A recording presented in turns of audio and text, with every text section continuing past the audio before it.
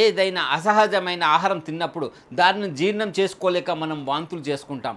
మనుషులే కాదు, ప్రపంచంలో ఏ జీవులైనా సరే వాంతులు చేయడం అనేది సహజం. కానీ ఒక్క జీవి మాత్రం తన జీవిత కాలంలో ఎప్పుడూ కూడా వాంతులు చేసుకోలేదు. అదే కప్ప.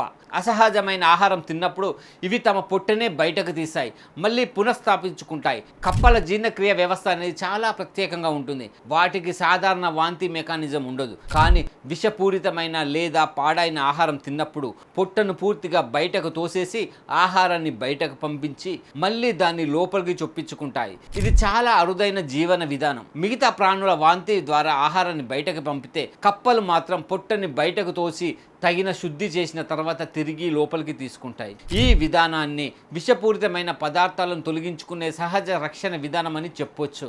ఇది వింతగా అనిపించినా ఇది కప్పల జీవన విధానంలో ఒక అద్భుతమైన స్వరక్షణ వ్యూహం.